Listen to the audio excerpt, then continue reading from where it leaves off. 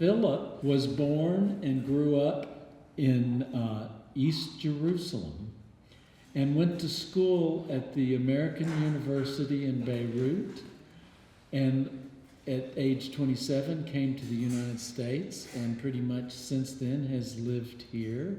And he has been working that whole time for the rights and the safety of his family and friends and neighbors, the Palestinians of the Middle East. And I'm so glad he traveled all the way from Northern Virginia to come be with us. Thank you, Philip. Assalamu alaikum, everybody. And thank you all for coming, and thank you, Reverend Elise, Pastor Elise, for having us, and thank you, Yogiv, who helped organize this, and yesterday allowed me to hand feed one of his little goats, and and Megan, and Bucky, who is hosting me, and Joan, and they're teaching me so much about the flora and the birds of Southwest Virginia. I really love it. Okay, I'm gonna start, no, before this, yeah. Okay, yeah. Okay, oh, that's the long version. But it's okay. So I'm gonna start with these questions, and then I will talk a little bit about my own background, my family background, because it's very much part of the story and typical of, actually we were among the luckier people of Palestine. And then I'm gonna go through the questions and have you kind of give me your opinions. So I will start with this. So the first question is Israeli society closer to being Western, European kind of Western, or more Levantine, Middle Eastern? Who says more Western? Raise your hands. Okay. Who says more Middle Eastern? Okay, a few people. Right, okay. So I will get to these questions and we'll discuss them. The second question is, are Israeli Jews likely to have peace and security if Israel's military succeeds in its current practices for achieving its declared goals in Gaza? What do you think? Who says, yes, they are more likely to achieve peace doing what they're doing now? Who says they are less likely to achieve peace? Okay. Yeah, I kind of get an idea of who my audience is. You all are radicals and I don't know what. So should Palestinians have equal rights in the area between the river and the sea? Can you? Okay. Who thinks they should not?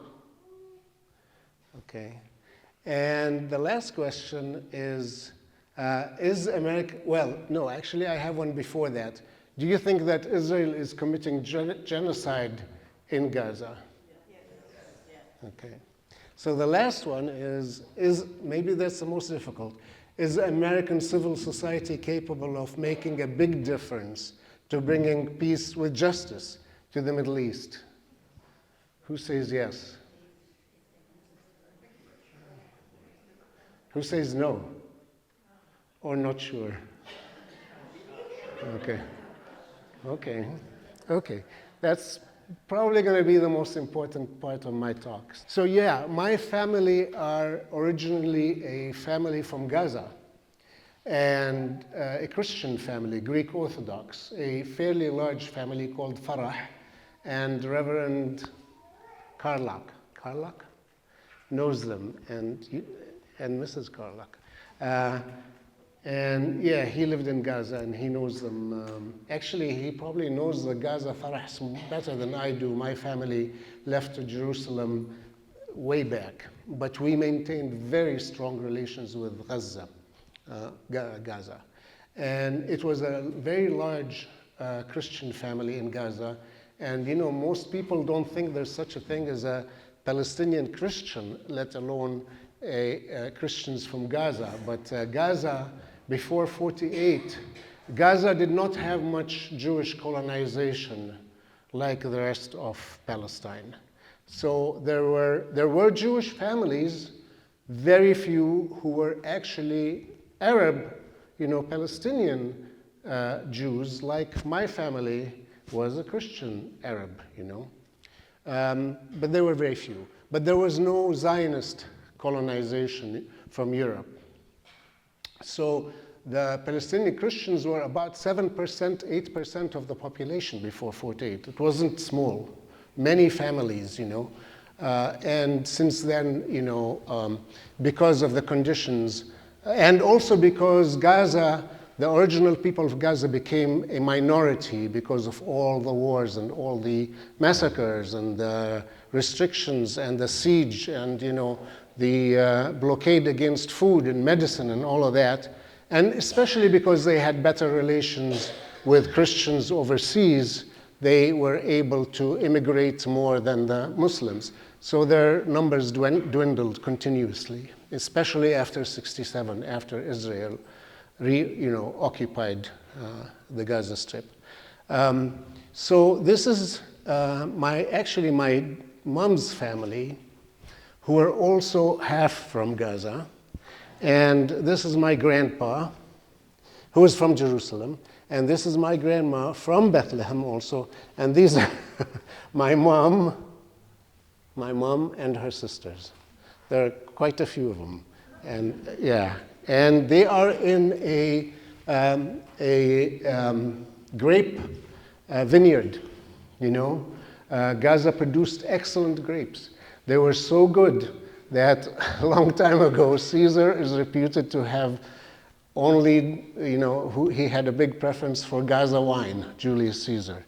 And it really, it was a very rich agricultural area until now, until, the Israeli destruction of Gaza. I'll talk a little bit maybe about the myth of the Zionists making the desert bloom. It was anything but a desert. It has desert parts, Palestine does, especially the Negev, but it was agriculturally very rich. Okay, I talked about wine, but also Gaza was very rich in barley, and British breweries imported Gaza barley to produce their beer up in, wherever. So it was a very rich area, and this is the grapevine. It was a beautiful, beautiful place, Gaza, with beaches. Now, of course, Trump wants to get all the riffraff out of it and develop it as prime estate. And so next one. So this is the house of my grandpa, the man with the tarbush, and his wife.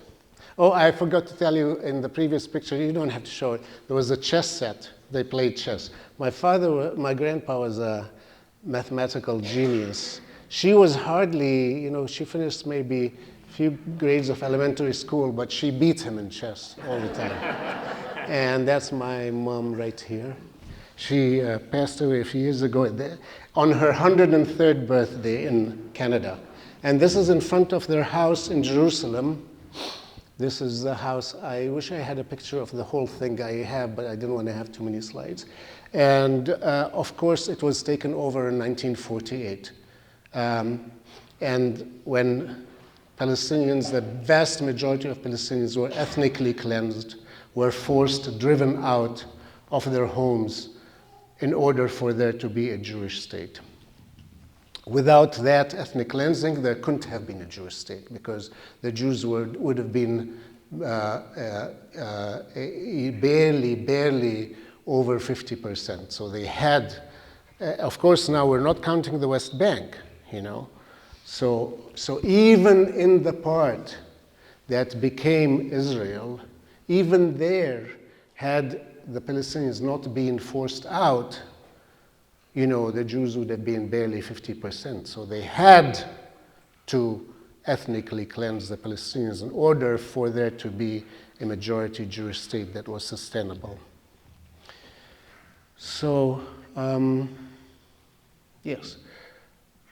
So let's go back to the question of, whether you view Israel as a primarily European Western entity or a Levantine West Asian. I don't like to call it Middle East because that's like from the perspective of you guys. But we have our own, view of the world. And we are not East, we are Western Asia. I like that better. Anyway, so this is can any of you talk to this? More Western or more Levantine? If you want, if you have any comments. Yes, please.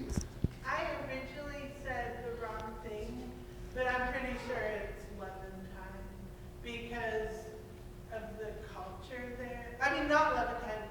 Hold on, now I'm confused again. Yeah, It's Levantine. What's my options? Levantine means West Asian. No, the other option. Is European. Western. That's the answer.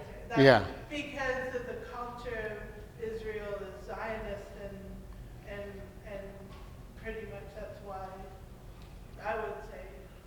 Okay. So actually, let me ask another question. How many of you have been to Israel, Palestine, the Holy Land? I know you have. Yeah. Okay. So actually, I'm going to tell you a little story about this. And the over 50%, well over 50% of Israeli Jews came from Arab countries or farther afield in Asia or other places in Africa. Okay. Until the Russians came, and Israel wanted to preserve the demographic balance, and so they wanted more European Jews coming. And now it's about 50% are from Arab countries who spoke Arabic, just like me. They ate Arabic food. They have, they had weddings very similar to our, Palestinian Christian or Muslim wedding. Culturally, okay. So now so here's the view of one of the founders, the great founders of Zionism, Jabotinsky. And this is what he wrote. We Jews have nothing in common with what is called the Orient, thank God. To the extent that our uneducated masses have, now he's talking about European Jews, to the extent that our uneducated masses have ancient spiritual traditions and laws that call the Orient, they must be weaned away from them, cleansed of them. And this is in fact what we are doing in every decent school, what life is doing with great success in creating the new state. We are going in Palestine first for our national convenience, second to sweep out thoroughly all traces of the Oriental soul. Now this is how he viewed Jews, who were either had vestiges of this Orient or Jews like from Arab countries, right? Let alone how he viewed us Arabs, okay? So that's the kind of racism that came with Zionism. It was very much, a colonial European ideology. Next, please. So this is what Ben Gurion wrote, and Ben Gurion is considered the founder of modern Israel. By the way, Herzl, the ancient founder, one of the first founders of Zionism, had very similar views about the Orient. But Ben Gurion, in 1911, because they were talking about the need to expel the Palestinians, now you had to, it wasn't like a regular colonialism where you use the indigenous people as cheap labor. Okay, if you are going to get rid of the Arabs, you have to replace them with labor, right? And so this is what he wrote in 1911, very early on. We need people who are born workers. We have to pay attention to the local element, the Oriental Jews. both the Yemenite and Sephardic meaning really, Jews from the East. Their standard of living and their needs are lower than the European workers are. They will be able to compete successfully with Arab workers. Okay, so again, a kind of disdain towards Jews from Arab countries who were then brought in. So maybe taking a lot of time, but I want to tell you even more about this. In 1976, I was arrested. Does anybody know what administrative detention is? Yes, you do. Can you tell us about it? Do you mind? If you raise your voice, please. It's military law in the territories for Palestinians that live in West Bank and Gaza who can be picked up for any reason under military law. It's called administrative detention, held for 3 months without any charges, and then carried over indefinitely without any charges being brought against the... Right.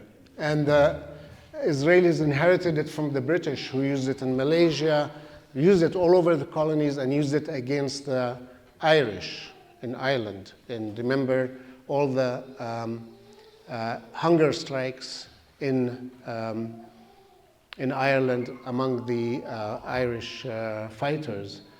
That was because of it. So you have no idea, nor do you have the right to know what the charges against you were. I knew what they didn't want, wanted me arrested for, and it was because I was working with Israeli Jews who were opposed to the occupation. To them, that was a great threat that Palestinians and Jews, Israeli Jews, should be working together, and I was arrested. Okay, here's the story about the Oriental, part of it. So because at the time in 1976 it was really a mini intifada, a big, uprising of resistance, because Israel was confiscating a lot of Palestinian land for the building of Jewish-only settlements. Because of that, the prisons were very full. So I ended up with Israeli Jews because I had an Israeli identity card from Jerusalem. It's a long story. It's part of the whole apartheid story, divide and rule. The Jerusalemites are treated differently from the rest of the West Bank, different from the Gaza, it's all like the Bantustans in South Africa, Anyway, so I was in prison with Israeli Jews. Most of them, as most of the prisoners in Israel who are Jews, are Arab Jews, of people of color, because they are really treated as second-class citizens. Now, back then, they were children of people from Morocco, from Yemen, from Egypt, So they at least understood Arabic, and they spoke Hebrew the way it really should be spoken, with the proper pronunciation. Hebrew is a Semitic language. It's not a European language. It's very similar to Arabic, so they pronounce the ayn and the hayt and the kha and all these sounds from Hebrew. Today, the Jews who are originally from Arab families have lost all of these sounds because it's not cool to be like, Jabotinsky. So there's a racism not only towards Arabs, there's even racism towards, the, okay, so yeah. Now about, I'm kind of reordering some of the questions. Let me see, I forgot what the second question was. Can you go back up a little bit? Yeah, go back up more. Oh, yeah, okay. So going to where we were. Sorry. Yeah, so, about the question of genocide. This is well before the October 7th attacks. Bezalel Smotrich is the finance minister. He's an extreme right-wing leader of in the Israeli cabinet, has the finance portfolio. He's the king of the occupied territories. He and Ben-Gvir, who's another outright fascist, are really the people who are governing the Palestinians. And, so, by the way, Smotrich identified himself as, he says, oh, people call me a fascist homophobe. If that's what it takes, I'm fine with it. I even love it. So he wrote, fascist homophobe. So he wrote, we'll fill the West Bank with settlements and settlers until Palestinians lose all hope of establishing a state. At that point, they'll have only three options: to leave the West Bank, voluntarily, of course, or to submit or die. And, these were the choices they were given to. And this is well before October 7th, And there have been many, many pronouncements like this. The other guy, Ben-Gvir, is even more brutal. He's the one who's responsible for security, and he has really turned, okay, I should have mentioned that when I was in prison, I was tortured, And sorry, at times I'm going to get kind of intense. But the torture that Ben-Gvir brought to the Israeli security system is orders of magnitude higher. Even the Western media, CNN, I don't know, have any of you seen the report about Sde Taiman,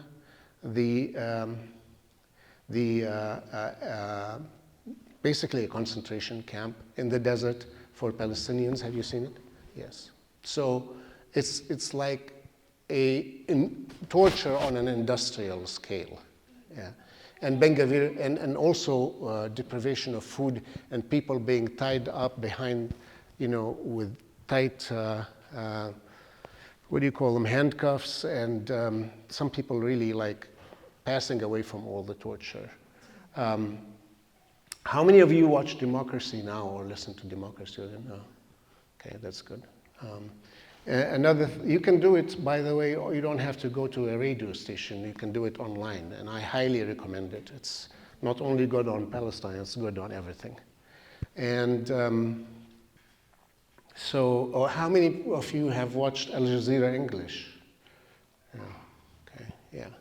So these are really, and you can get that on YouTube also, anytime on your phone, So you get things in these outlets that you will never see on mainline mainstream media. But even mainstream media is really telling you a lot. Like I just mentioned, CNN is, okay. So next, please. Okay. You know who this is. The Carlocks know her in person. I never knew her, but she's a second cousin of my father, Ilham Farah, a beloved music teacher of Palestinians in Gaza, who taught several generations. A woman in her 80s, very coquette, but tough, right? Stubborn. And so Ilham Farah, 84-year-old woman, took like all the Christians of Gaza are sheltering in two churches. The Church of St. Porphyrius, which was the church where my father and uncles and aunts got baptized in, and reputed to be the fourth oldest church in the world. Beautiful church. They're sheltering there. All the Palestinian Christians, there are only now 800 of them. Only 800 of them, individuals. And the other church is called the Church of the Holy Family, Catholic Church. So St. Porphyrius, the compound, was bombed very early on in the war. Did anybody know about that? Yeah. And 18 Christians were killed in that bombing. Ilham, including 4 of my relatives. Ilham survived. But it left a bad taste, for her. And she moved to the other church, the Church of the Holy Family, the Catholic family. And after a while, a few weeks, she just wanted to go home and get a change of clothing, I think, right? Or, check on her house, I'm not sure what. And so everybody said, don't do it, it's too dangerous. She didn't listen. She started, she took a cab. Anyway, to make a long story short, while she was walking, a sniper shot her in the leg. Sniper shot her in the leg. She was on the cell phone trying to get help for hours. Anybody trying to come to rescue her was shot at. She bled all night. The next, she was on the phone. The Red Crescent couldn't get to her. The next morning, a tank went over her. And we don't know whether she was still alive or not. This is the story of Ilham. And the same church, the Catholic Church, there were two elderly women who were shot inside the compound of the church by snipers. At the time, Pope Francis, spoke out against it and said this is terrorism. So, that's a kind of genocide. And this is a woman who, clearly when a sniper is shooting a woman who's 84-year-old, they know exactly who they're shooting at. And these people are far better off than others because of, the U.S. puts pressure a little bit to the Catholic Church, and they get a little bit better treatment than the rest of the Palestinians. So, the numbers are absolutely staggering. In only 2 incidents, in Gaza, there were 1,000 people killed. One was in the church of the Ahli hospital was very early on. 479 people were killed with one attack, and many others wounded. And Al-Ahli, by the way, is supported by the Episcopal Church. So they don't give a shit, sorry. The Episcopal Church and the United Church of Christ, they don't care, And recently the Ahli hospital was totally, the emergency unit was destroyed, and now it's dysfunctional. All the hospitals and all the clinics have been damaged or fully destroyed. By far the biggest is the Shifa Hospital, which is by far the biggest. And now, there are operations that are taking place, amputations without anesthesia. NPR had a story about this, about a surgeon who operated on his nephew to amputate him without anesthesia. Next, please. Yeah. So, this is from from CNN again. CNN. It's rare that you get stories like this, but even that, and Biden was saying there's no such thing as arbitrary killing of civilians. This was a mass grave, over 400 bodies, and then they found more.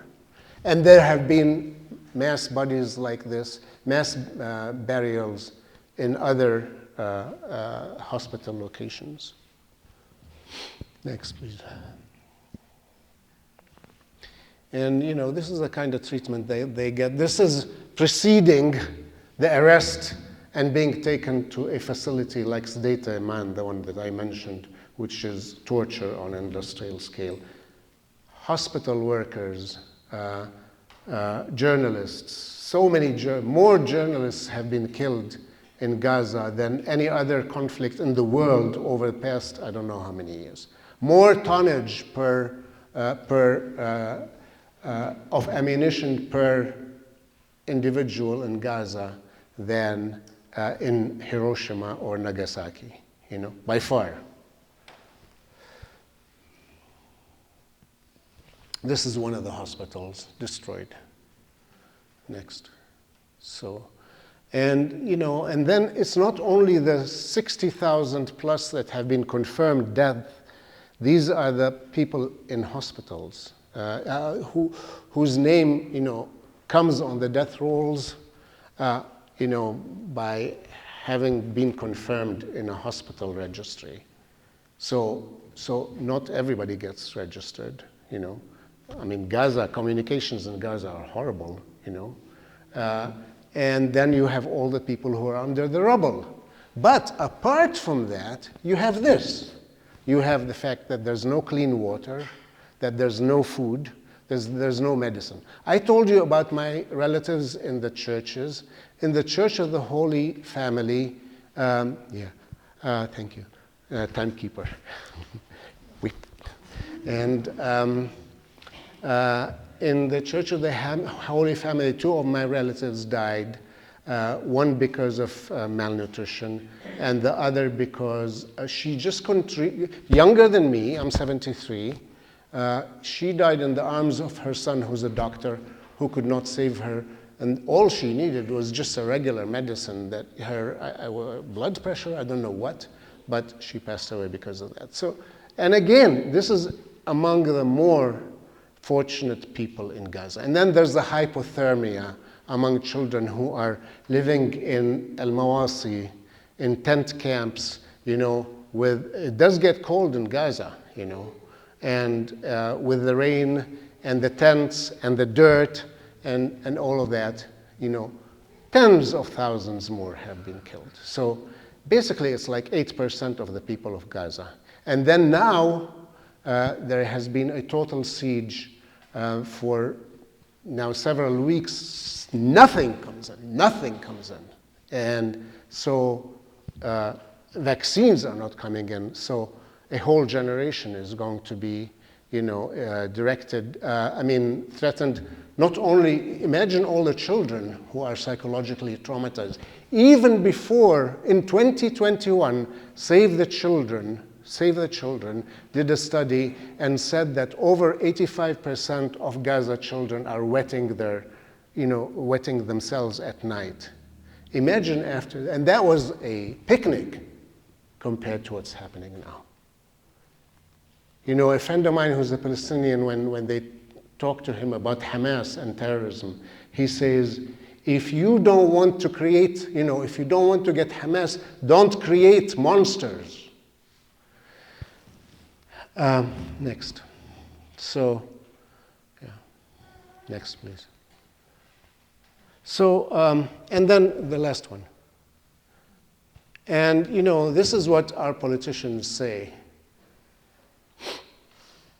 Do whatever the hell, this is Lindsey Graham, do whatever the hell you have to do to defend yourself, level the place. Now I come to in my opinion, the most important question. And it's one where I got the fewest responses that I agreed with. How important is your role? Why do I think, can some of you speak to this? What do you think about the role of Americans is? Please, Reverend Elise. I'm wondering what your response might be to this, because what I've noticed is Americans, especially Christians, are fearful of speaking out against what is happening in Palestine, yet out of fear of looking anti-Semitic. Uh-huh. And we have a lot of work to do, I think, to tease apart what is an Israeli and who is Jewish, right? And this duality of wanting there to be a stop to the genocide in Palestine and a stop to anti-Semitism across the world.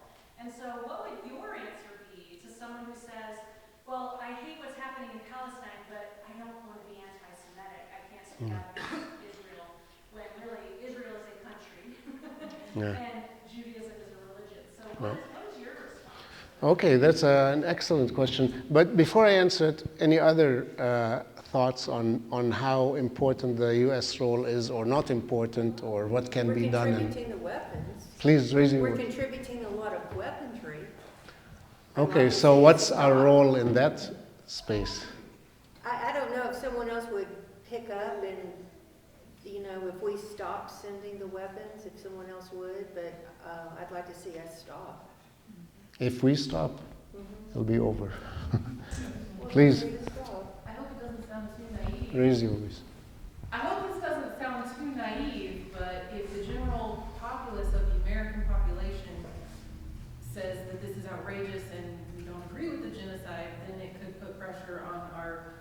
officials to change their policies. Please.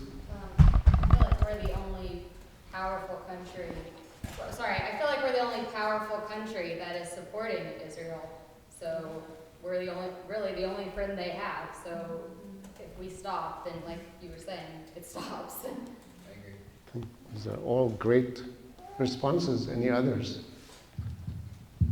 From this side, from the leftist side. Well, you know, first of all, in my opinion, yeah, we contribute by far the most weapons. By far. I mean, Germany is number 2. Germany. You know, and if we stop, believe me, you know, there will be such an incredible crisis in Israel. Israel is already suffering an incredible internal crisis, not only politically among the different factions, you know, they're all right-wing of the government. Not only that, this is quite apart from people like, well, you're not Israeli, but there are many Israeli Jews who are opposed to the government. There are certainly many who are opposed to the whole way that the Gaza war is being conducted, because they see it as a way for Netanyahu to stay in power, to avoid being persecuted, you know, and this is the only way he can avoid persecution, because he's under investigation for corruption. Great. Okay. But apart from that, there's also many other social, really, like I mentioned earlier on about, you know, the distinction between Jews from Arab countries, darker-skinned Jews, and how they are treated, and, you know, and the elite who, anyway. But apart from that, okay, where was I going with this? First, let me get to the story of anti-Semitism. Zionism has never been the totally dominant ideology among Jews. Well, Zionism really started as an extension of Christian Zionism, which did not call itself by that name. But people who right-wing theologians in Europe, right?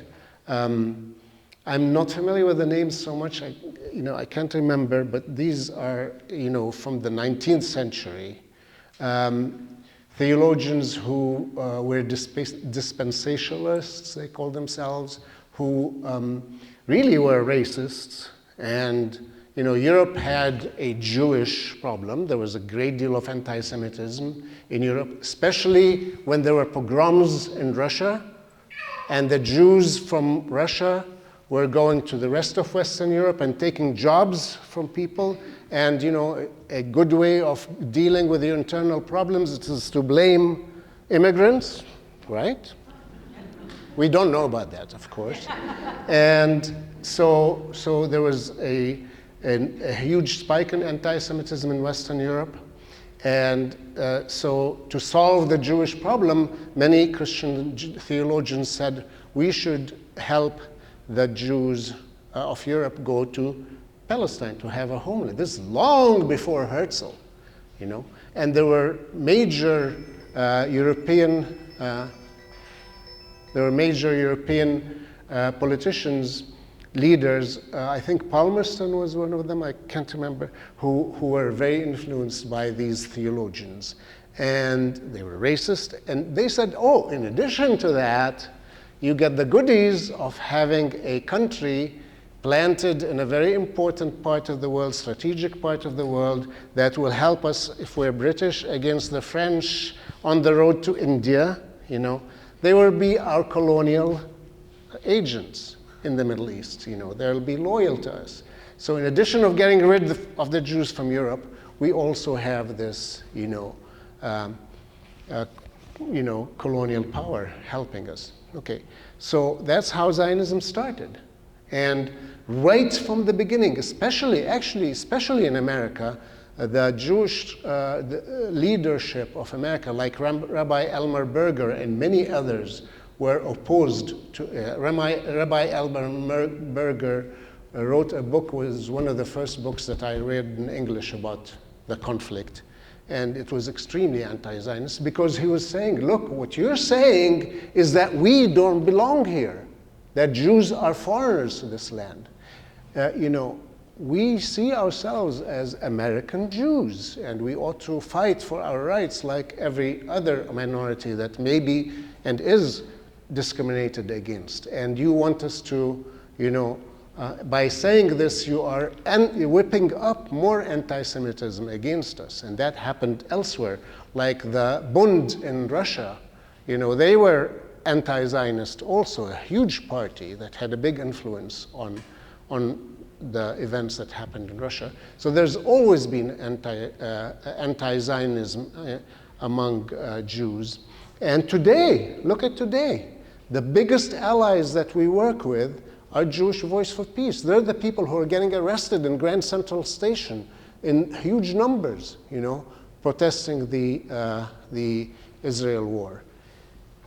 And what they are saying is this, and please, this is the thing that I want you to remember more than anything that I say, is they are telling it's not that they don't care they care Palestinians, they care about Palestinians more than they care about their co-religionists in Israel. It's because they love their people.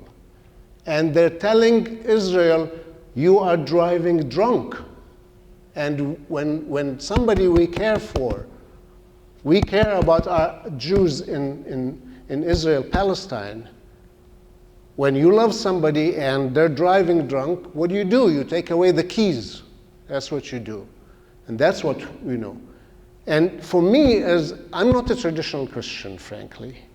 But there is one part of Christianity that I've come to identify with very strongly, is love thy enemy. I really see Israeli Jews themselves as victims. And they're victims of the fact that we support Israeli militarism. Why do we support Israeli militarism? Because Israel helped us defeat Nasser, the leader of the Arab world at the time, who was calling for the nationalization of the Suez Canal. When the Suez Canal was nationalized, the first thing that happened was Israel attacked. They nationalized it from the French, and the British were running the Suez Canal. And they were getting the millions of dollars. And when he nationalized the Suez Canal, Israel struck with the French and the British, but they were the spearhead, right? When Nasser was very popular, Nasser was a kind of patriotic leader of Egypt, very progressive. When the '67 war happened, Israel defeated him, and that was a huge, seen by US militaries as a huge victory, because Nasser was also spreading the ideology of let's nationalize our oil installations in the Arab world. So Israel has always played, as it was intended to, right from the beginning, the role of an agent for imperialism in the region. Yes, so what time is it? 4:52. I'm going to start right on at 4. Yeah. Okay, so we really should go to questions and answers, but there are many groups that have written extremely good. Okay, the last thing I want to say, is why do I think that you can play a huge role in this? Because you did for South Africa. South Africa did not collapse. South African apartheid did not collapse economically. It certainly did not collapse militarily. It collapsed more than anything psychologically.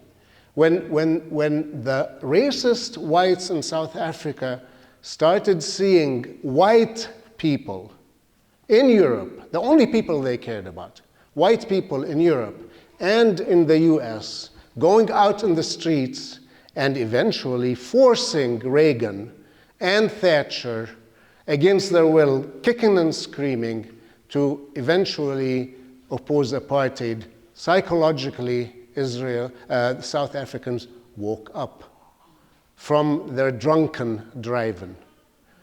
And if the more people, and I see it, I see young Jews being, the most outspoken people in this country against what Israel is doing. Palestinian solidarity, frankly, is not as strong among Christians as it is among young, and not only young, as it is among American Jews, So I believe that the stronger we grow our movement, the big difference it'll make. And I'll shut up now and take questions. Sorry. Please. Does Palestine have a Nelson Mandela? Yeah. I feel like, I'm not trying to be a devil's advocate. No. Genuinely, I'm like, who? Oh, no. Yeah, please. Yeah. It has many, Nelson Mandelas who have been sometimes killed and many times, thrown in prison. And there were, that's another thing. You're familiar, I'm sure, with Mazen Qumsiyeh. Well, Mazen Qumsiyeh has written he's a Palestinian from the Bethlehem area, also a fellow Christian, by the way.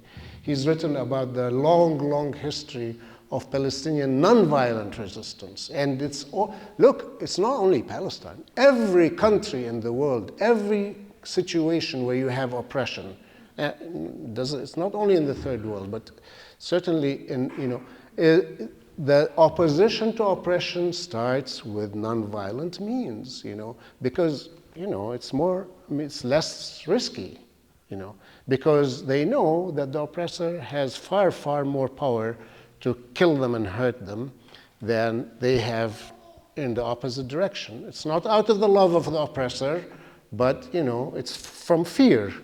So you work with women's groups, you work with trade unions, you work with teachers, you work, with all kinds of civil society. But always, the oppressor reacts with great violence, with throwing people like me in prison, with killing people in Budros and the villages which have been demonstrating against the apartheid wall, against, the confiscation of land, etc., etc. And so at some point, people start, raising arms, and as though. And this is another thing where how important our role is. Here's an example: the difference between Gaza, between Algeria and India. India got Gandhi, and Gandhi won the struggle. Largely nonviolent, but it wasn't all nonviolent. There were many freedom fighters in India who resorted to military methods, even terrorism against the Brits. Subhas Chandra Bose was, if you go to India, to Calcutta airport, you'll see a picture of Chandra Bose and Gandhi together. They're both as revered. Chandra Bose called for very violent resistance against the British. So, but at least in India, the British were not as brutal as the French in Algeria. In Algeria, there was, million people killed, and any attempt for civil society was suppressed brutally. So, so these are the two models, The British were brutal in India, but not nearly as bad as they were. And that's why it's so important for us. Okay, so the struggle in Algeria was far worse, far more destructive. And the aftermath was also not as good as in India. In India, they got a democracy. In Algeria, because it was such a violent struggle, they ended up with a regime that really was violent, after emancipation, after independence. So that's another way that we can be extremely important, by giving hope to the people who are doing nonviolent resistance, that there is another way other than violence. And that makes it easier for us and makes it easier for Jews to come around and see the light. and see that they are not part of Europe. They're not a transplant, that they have to live with their neighbors rather than shit on them every day. So that's, that's how important our role is. And we are the only country that Israel will care about. If they hear a strong message coming from the US, that's different from New Zealand, or God forbid, anybody in Africa. They don't care about that. But if they hear it from the US, if they hear it from, not only from, support for us among Americans comes more from colored people who are oppressed, who understand to us. But when it comes to the churches, when it comes to mainstream America, to white people, that's when things started happening in South Africa. And that's when apartheid collapsed. So again, my theme of, please. Yes? What should we say to people who, while they may be appalled by the genocide and the atrocities that are being committed against the Palestinians, they fear that if we halt our military aid and funding from the military to Israel, then we will be allowing Hamas to commit atrocities against the Israelis. What do we say to those? This is a very long question to answer. Well, there's so many facets to this. One really important one is that Hamas, on so many occasions, including recently, they said, look, stop your attacks against civilians. Israel, stop your attacks on civilians. Let's sign an agreement together that both sides will stop attacks on civilians. And Israel has, at every turn, rejected that. So, my path is not the path of Hamas. My path is a path of nonviolence. But, Hamas sees a justification for what they did, by saying, we are doing, an iota against Israelis of what we are, what Palestinians are getting. And I believe, I will send Bucky a list of articles that talk about how many times Hamas tried to do these overtures. That's one. Another is what I mentioned earlier, when you don't want monsters, don't create them. Don't give people an excuse. Don't damage these children so that they will see no alternative but violence. That's another one. And another one is, Israel is very, very powerful militarily. It can crush, and it is crushing. It's trying to crush. It'll never crush the will to be independent. And there can be international guarantees, So. I have two, if that's okay. Yeah, please. My first Or comments if you want. Raise your voice, please. My first question is, what is your response? And I know it wouldn't have changed the outcome, but what is your response to the thought process of American voters who voted third-party independent because they felt like there was no potential elected leader that was in support of Gaza and Palestine? I'm making confession. I voted for Harris, although I went like this. This time it was worse than when I went like this for Clinton. But the rest of my family didn't listen to me, and they voted for third parties. And it was so incredibly difficult for me to, put that vote in the ballot box. Biden was responsible for the genocide more than anybody. Really, even more than most Israeli leaders, more than these little tiny guys, Ben Gvir, these tiny little fascists, By the way, Ben-Gvir was, at one point, his party, he was in prison, in an Israeli prison, for being a fascist. So, but he's a tiny fascist. Biden was the biggest enabler. And that's why, again, I say, but at any rate, so it was hard for me to vote, but there was a big campaign by many Palestinians and their supporters to vote, not to vote third party, not to vote third party. They wanted the lesser of two evils, but it didn't work out. And I have a feeling, and really Harris never made any real statements saying that she's going to stop the war or stop sending military aid. She, did some of this, I'm so sorry, and I see the suffering, it's too much, like many of the, by the way, church leaders. They won't call it by name, by genocide. What's your second question? My second question is a little more open-ended. I wanted to know, what are your thoughts on the parallels between the Nakba and the Kristallnacht? On what? Between the Nakba and the Kristallnacht?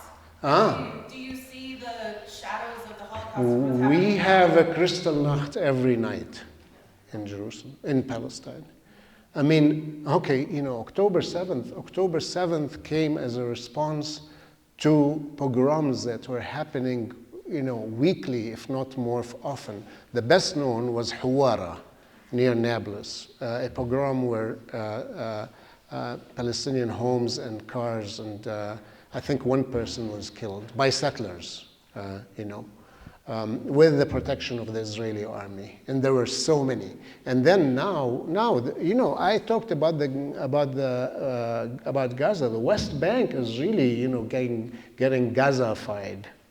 I mean, I have friends who live in Ramallah that has so far been like a nice place because it has many embassies, so-called embassy. They have, European delegations and so on. So Ramallah has been a nice, pleasant place compared to the rest of Palestine. My friends in Ramallah tell me that if they, get into a car and drive out of Ramallah, they are now scared shitless because they think that the settlers are going to come and attack them. So really, I mean, there's a Kristallnacht every night. Nakba is not only a Kristallnacht. Nakba was a total catastrophe. Nakba, by the way, does everybody know who Nakba is? Can you tell us, please? So Nakba was the extermination of over 700,000 Palestinians living in Jerusalem so that they could start the colonization. It wasn't extermination, it was the expulsion of 800,000 who were already, back then, they were a majority of the Palestinians. They were forced out, and I have many stories. One of them is that one of the survivors of one of the massacres was somebody who became the woman who raised us, because my mom had to find a job. She hired a 13-year-old young girl to raise us because both my parents worked, and she had a bullet in her ankle after the Deir Yassin massacre. The Deir Yassin massacre was one of many that resulted in the mass exodus of Palestinians, in 48. Please. You're comparing Nakba and what is the other word? Kristallnacht. Kristallnacht is the night when German brown shirts and thugs of all varieties went into the ghetto, the Jewish neighborhood in I don't know which city, or maybe several cities, and they caused mayhem, and they called Kristallnacht because they went to like stores that had crystals, and they broke all the crystals. Right? But it was a pogrom, a huge pogrom that heralded the darker phase of Nazism.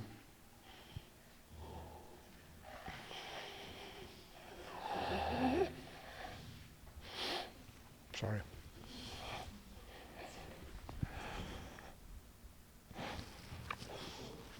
When the United States stops funding the terrible destruction of lives and property, is there livable land for return to?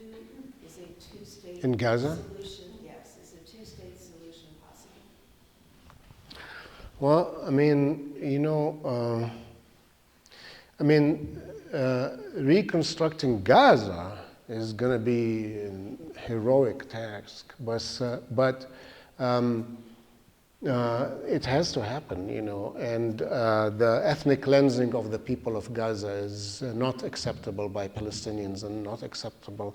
There are many Gazans who would probably go somewhere else, but most Gazans say, no, we've been thrown out before, we don't want to be thrown out again. A really excellent article I highly recommend is from a Jewish source. I was surprised. It's actually a kind of Zionist light publication called The Forward. The Forward. And if you Google it, it says that the Trump idea of emptying Gaza is similar to the Nazi. I couldn't believe my eyes when I saw this. It's similar to the Nazi program for what to do with the Jews early on. They wanted to send them to Madagascar, and then instead they did the final solution. So it was very opposed to this idea of emptying Gaza. Now, two-state solution, I don't think that a traditional two-state solution is any longer possible because of all the Israeli settlements that are crisscrossing all. And they were built in such a way as to make it impossible for there to be a viable Palestinian state, They built all these illegal Jewish settlements to kind of preclude that. But at the same time, a one-state solution where everybody has equal rights is also impossible right away, in my opinion. There has to be some kind of, transition period until the hostility, the hatred, the anger is somehow, dissipated, Maybe some kind of cantonization with a lot of local autonomy for communities, but still open trade and, and really moving towards equal rights eventually. I think it's the only way, ultimately. And, again, I think we play a big role in saying, hey, wake up, you're part of this neighborhood. You have to live with, your neighbors.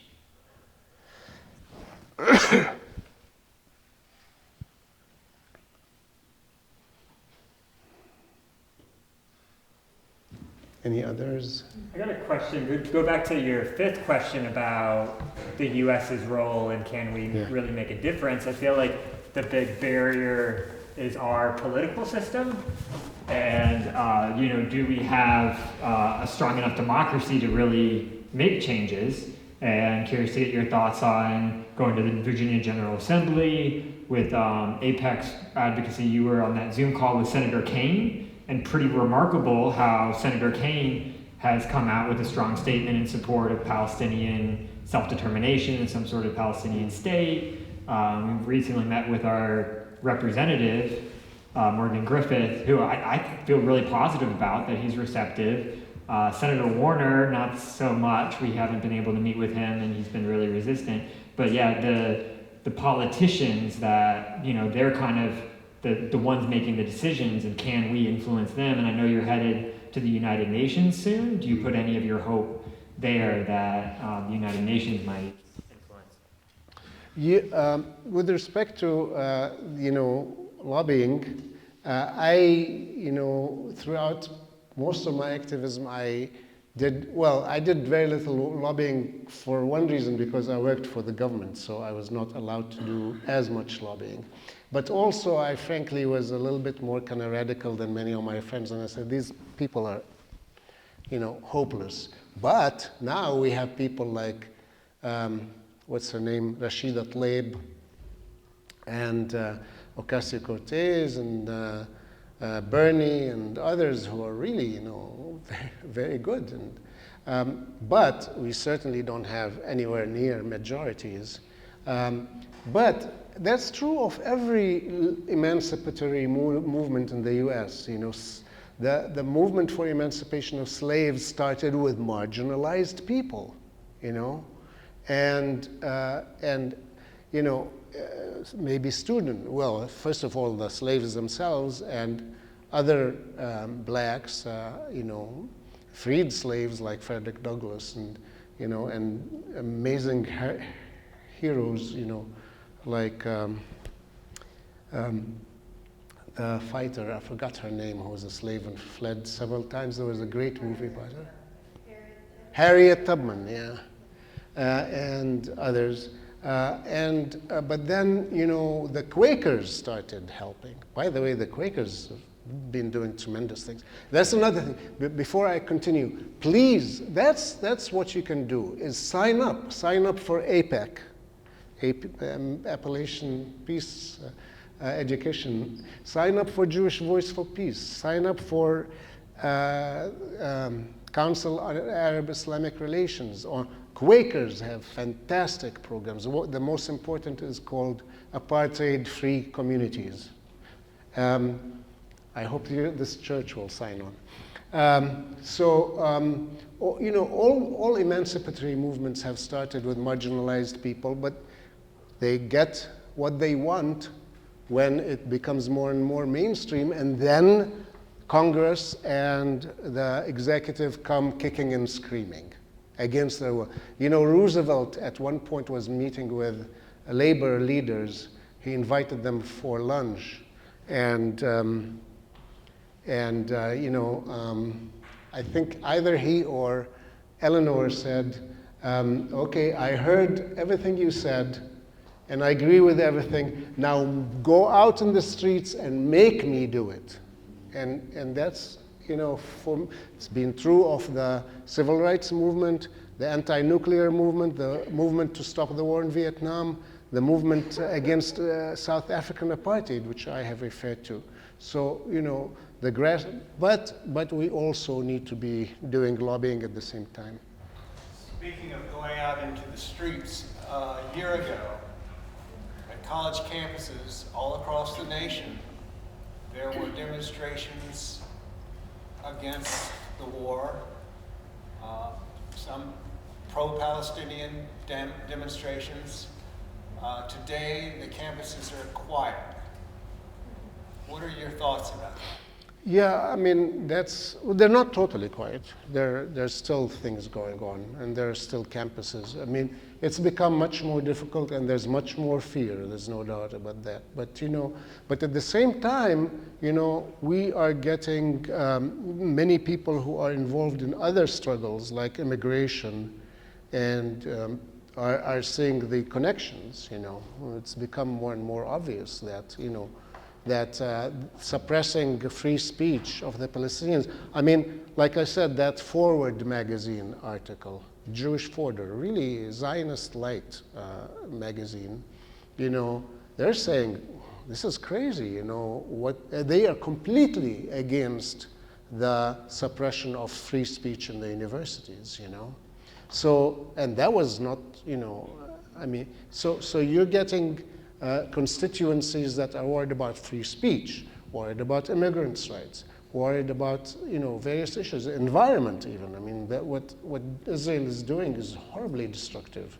And it also strengthens the military-industrial complex, and it also strengthens, you know, some of the worst companies in the world. Surveillance, you know, people who, even some Republicans who worry about, how do you call it, privacy, you know. So the issues are becoming clearer together. So you're right, you know, we're suffering some setbacks, you know, one step backwards, two steps forward, but, you know, so I think, you know, we have to keep on fighting, because you stop fighting, and what's the guy who said first they came for the Catholics, the communists, and the Jews, etc., and then when they came against me, there was nobody left. So, please. To go off all this, how do you respond to the idea that, yeah, supporting Palestine is equivalent to supporting terrorists and is anti-Semitic? I just feel like, you know, I drive around Abingdon and I see people with Ukrainian flags. I'd love to see the same number of Palestinian flags, but I feel like we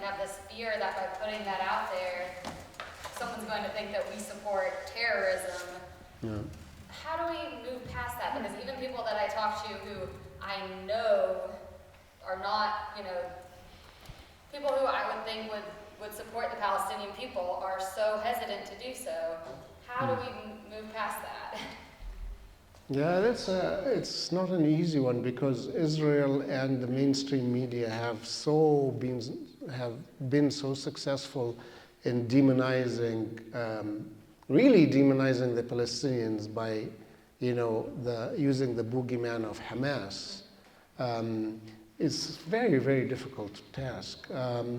But, there are many, for one thing, when you talk about terrorism, please just open your eyes, What could be worse terrorism than this? And like my friend said, if you don't want to create, if you don't want monsters to attack you, don't create monsters by doing this, And the violence against Israeli Jews is minuscule compared to the terror that Israel is, inflicting on the Palestinians. That should be, the first line of argument is that, and the second is look at that, and do you really expect the Palestinians, all Palestinians, to be totally enlightened and not, to want to retaliate? There has never been a struggle in history for independence where there hasn't been some strong reaction. The Mau Mau rebellion in Kenya, the Mau Mau rebellion, there were many acts of terrible violence against white settlers. The white settlers who were taking the land and driving people off their land and causing death of their children because, and treating them like hell and throw them in prison. They reacted, and sometimes reacted with terrible force. But that, if I lived at that time, I was barely born, or maybe I wasn't, I don't remember when it was exactly. But, if somebody would say, do you condemn the Mau Mau? I say, no, I don't condemn the Mau Mau. I stand with the liberation of the Kenyans. I don't stand with some of the things that they did, but, I stand against British colonialism, and which has created which has, caused far more death and destruction to the Kenyans than has been the other way around,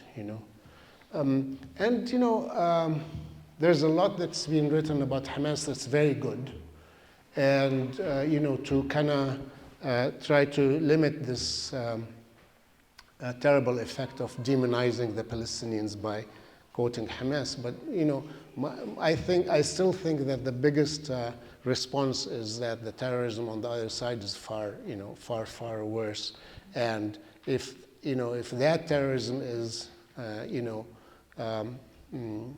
condemned, then the chances of violent,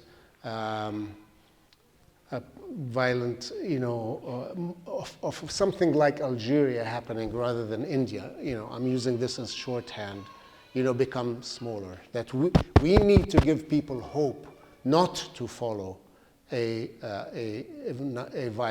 path of violence. We need to give them hope in the struggle for something nonviolent to happen. Please. Raise your voice, please. Most Palestinians are stateless. Yeah. So they have no passport. Right. That's a problem. I traveled with a fellow that was from Palestine. I went from Finland to Estonia. When we got to Estonia, they arrested him. They called him a terrorist. They put him in a cage, and we had to wait till the Finnish border police came over and took him back to Helsinki so we could get him out of jail so he could go back to work with us. And I was like, what an experience this guy went through. I mean, he was basically abused. Sorry? He was abused. Yeah. Not maybe not physically, but it was not a good day for him. And I never realized that they were stateless. I thought they had a passport, but he didn't. So that That's got to be a problem for. Oh boy. Crossing borders is like really terrifying for lots of Palestinians. So the question, it's not a question, it's a comment that Palestinians are largely stateless. Now, after the Oslo Accords, now there is such a thing as a Palestinian passport for people only who live in the West Bank and maybe Gaza, only. Not even East Jerusalem. Again, you know, the apartheid, you know, the distinctions between the Gaza people, the Jerusalem people, and the West Bank people, and Hebron versus Bethlehem, and all of that. You know, Area B and Area C, it's all apartheid, you know, classifications. So there is, for people of the West Bank and Gaza, there are Israeli Palestinian passports. But if you're crossing with a Palestinian passport to come back through the bridge from Jordan, the passport is, you know, the Palestinians will take the passport. Actually, no. The first stop will be Israel. The Israelis will check it, and then they will send it nominally to the Palestinian authorities, who just, you know, look at it, and they can't do anything. If Israel says, no, he can't come in, she can't come in, they won't be in. But then, you know, any border, like even back in '73, I was trying to travel with a Jordanian passport. I had a passport as a Palestinian from East Jerusalem, a Jordanian passport. And I was trying to travel to Tunisia, an Arab country. And they said, oh, you're Palestinian born in Jerusalem. Even though you have a Jordanian passport, we're not going to let you in because we don't have an arrangement with the PLO. We don't have an exchange of you know, it was like, and then, you know, in Germany and many other countries, if you have Palestinian, an Arabic-sounding name, and you're from Bethlehem or any place in Palestine, they'll pull you over and question you and harass you. Like in the case of your friend, it was probably an extreme case.